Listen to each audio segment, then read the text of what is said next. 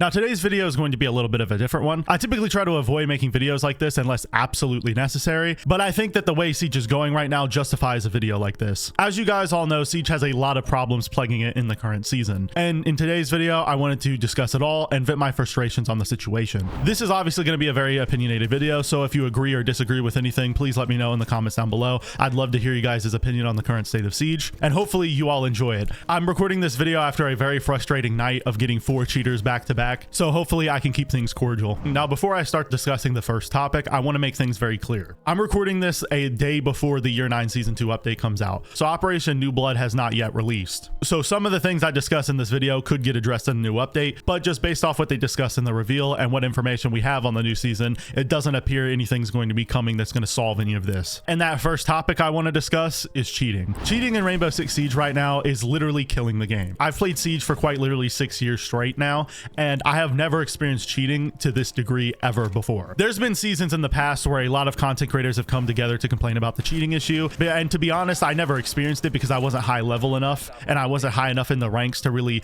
deal with all of the cheaters that all the content creators were dealing with, so it always seemed like it wasn't that bad of an issue. However, this season I have quite literally gotten one cheater every other ranked game. It has been absolutely miserable. I don't know if it's because my hidden MMR has gone up or if it's just because I've hit champion for so many seasons in a row that the game's starting to put me in those higher ranked lobbies, but the cheating has absolutely gotten out of hand. To give you an example, 2 days ago I tried to queue for ranked with me and my friends. We were queued in a 5 stack and we queued for 4 games one night. The first game had a blatant cheater on the enemy team. He was solo queued without anyone else in his squad. The second game we got 2 cheaters on the same team that were helping each other win the game. Then the third game of the night we actually got a normal match, but then after the first round 2 of the players on the enemy team just immediately DC'd because they thought we were cheating. And then on the 4th game of the night we had a full stack of cheaters. And I've had experiences like this multiple times throughout the entire season. Now I know that Ubisoft did announce that they are banning more cheaters. I think they announced that they roughly banned 60% more cheaters this season, but when the cheating issue is so pervasive and so rampant in the ranked scene, of course they're going to be banning more cheaters. That doesn't mean they're actually solving the problem. It's gotten to the point where now me and most of the content creator friends I play with have all started trying to play 10-mans instead because that's the only way we can get legit games. I've shared multiple times on my Twitter that I hate 10-mans because of how toxic people are in 10-mans and they act like it's comp when it's not. So I try to avoid 10-mans at all costs, but in the current state of affairs, there's really no other way to play the game. Now I have heard that Ubisoft is going to be using more data points to start banning cheaters next season,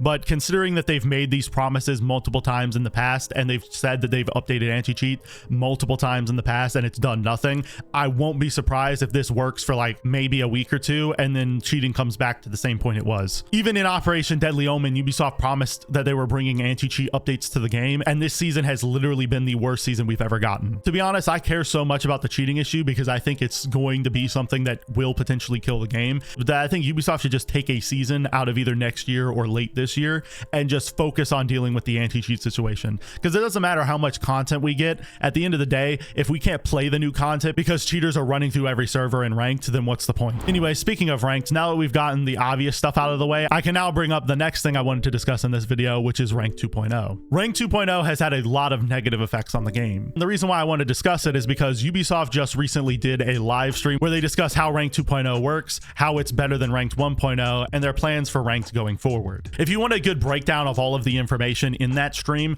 Varsity Gaming did a really good video breaking all of it down, and he went through the entire stream in length and jotted down some bullet points that he discussed in the video. But the TLDR is that I think this Ubisoft stream is full of holes in pretty much every argument they tried to make towards Ranked 2.0. And I can assure you that this stream did nothing to make me more confident in Ranked 2.0. Now, the first thing and probably the biggest issue with a lot of players in Ranked 2.0 is that it brought back boosting. I'm sure you've heard a lot of players when they talk about Ranked 2.0 say that they're a silver versing champions and they get tired of it. A lot of the reason why that is, at least according to Ubisoft, is that a champion player can queue with lower ranked players like copper or bronzes, and if they queue with those players, their hidden MMR as a squad will be brought down, so that way the champion can go against worse players. This has caused a lot of confusion with newer players because they get tired of versing people in diamond and champion, but that can be caused by them just stacking up with really terrible players. And the reason why this was brought back is because Rank 2.0 now allows players to play with their friends no matter what rank they are. If you don't know, in Ranked 1.0 you couldn't be farther than 1,500 MMR away from your friends to be able to queue with them.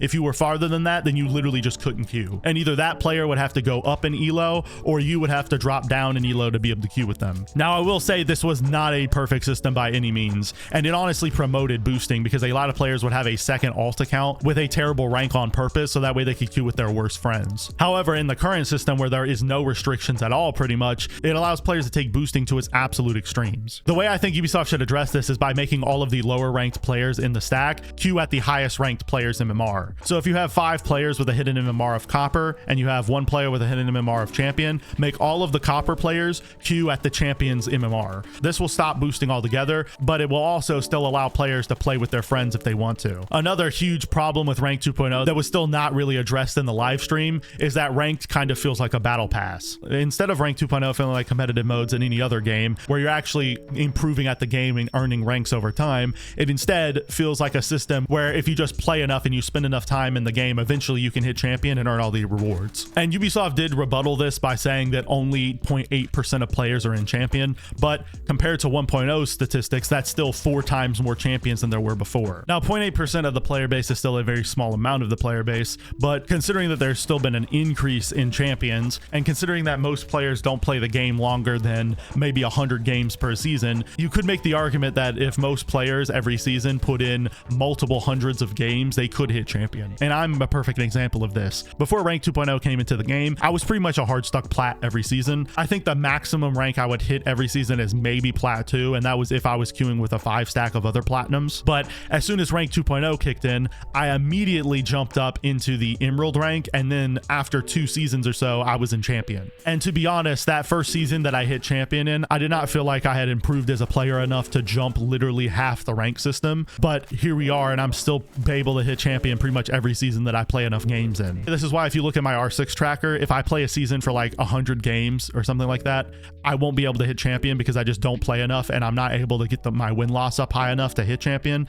But in seasons where I hit 300 games or 200 games, I'm able to hit Champion pretty much every time. And speaking of having to play a lot of games, that's one of my big complaints with Rank 2.0. Rank 2.0 has a hidden MMR system that tries to estimate where it thinks you are in the rank system. For example, for one player, it might estimate that you're a Silver 2 player, so it'll give you your hidden MMR as Silver 2, and it might estimate someone like me to be a Champion player because I've hit Champion multiple seasons. And when the hidden MMR system puts you at that skill level, it means that once you achieve that rank, your RP gains are going to drop significantly. And so a player that has their hidden MMR ranking set at Silver 2, as soon as they hit that rank, they're basically going to be getting negative RP gains. What that means is every win that they get after Silver 2, they're going to gain like 15 RP, and then they're going to lose 20 when they lose the game, because the hidden MMR system thinks that player is Silver 2. So the game tries to make it harder for a player to achieve a rank higher than what they expected. And this has caused a lot of players who are in the lower ranks to feel stuck. For example, I've started playing Siege recently with my little brother who's barely put any hours into the game, right? I think over the past 2 seasons, he's put in like a couple hundred hours, but before he had,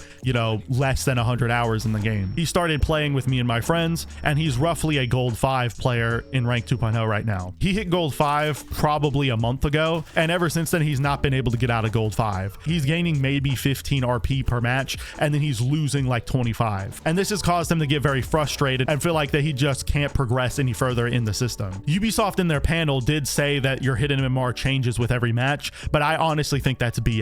Based on talking to other content creators and talking to lower ranked players, it does not seem like your hidden MMR changes very much inside of a season. It seems like your hidden MMR changes a lot with the start of a new season, but until the season ends, it doesn't seem like your hidden MMR changes at all. For someone like me who's in Champion, this isn't that big of a deal, because since the game already thinks I'm Champion, I can hit Champion extremely easily because my ranked point gains stay pretty consistent all the way up until maybe like Diamond 2. So it realistically isn't that difficult for me to hit Champion, but for someone who hasn't hit Champion before, it's going to be pretty much impossible for them to hit it within their first 2 seasons. Also, another huge thing that I think they missed out on with Ranked 2.0 is a solo queue playlist. In Ranked 1.0, one of the biggest complaints about that system is that it made it really hard to solo queue, and Ranked 2.0 has made it even more difficult because there's no solo queue playlist. Ranked 2.0, with how inconsistent the matchmaking is, when you're solo queuing in Champion Elo, you can end up in a stack with a ton of platinums that barely know the game. And so because of that, it's driven a lot of solo queue players to stop playing the game altogether, or to just start playing playing with their friends instead. I do think Ubisoft should add some form of solo queue playlist, or at least some sort of matchmaking assistance to a solo queue player, so that way they can get better quality teammates and just better quality games overall. I will say it does appear that Rank 2.0 is getting better with time, because like I said, the amount of champions that are in the game each season is starting to drop off a little bit, and it does appear that Ubisoft is planning on making more tweaks to the system over time to improve it. But with where it stands right now, the game does not feel competitive in ranked at all, and it kind of just feels like standard but with rewards. Now, the final thing I want to discuss before wrapping up this video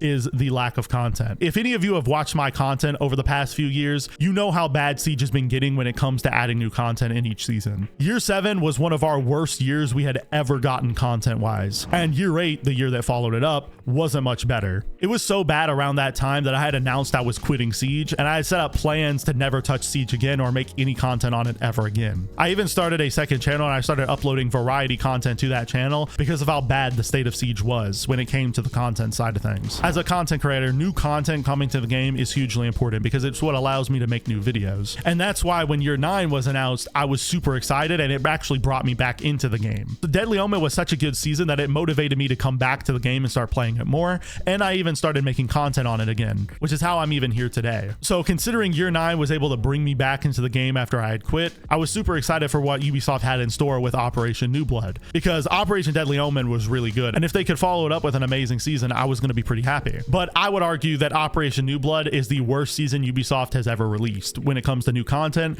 and when it just comes to balancing changes and everything else. This season is basically just a mid-season patch with a subscription added onto it. The recruit rework is barely a rework. The stadium reworks are casual only and don't really have an effect on the game at large. The marketplace was already out for most players. The Solace and Fenrir nerf and the barbed wire buff were good changes, but they could have just been added in a mid-season patch in a previous season. And to be honest, those balancing changes are the only real pieces of content coming in this season, because things like the recruit rework and the membership edition are honestly just terrible for the game, and they probably won't have that much of an effect either. I will say season 3 and season 4 of year 9 do look promising, but if Ubisoft starts delaying content from those seasons, we could very quickly find ourselves in one of the worst years Siege has ever gotten. 2024 was shaping up to be Siege's year because we had amazing Pro League events, we had an amazing roadmap to look forward to, and the first season we got was extremely promising, but it's quickly starting to fall apart with the game being overrun by cheaters. We're starting to realize a lot of the content that was promised was mid at best, and with Ubisoft announcing that they plan on doing nothing basically to fix the problems with Rank 2.0, everything that we were excited about with year 9 is starting to fade away. Hopefully Ubisoft can address some of these issues going forward. I really do hope that they can come up with some sort of solution for the cheating issue,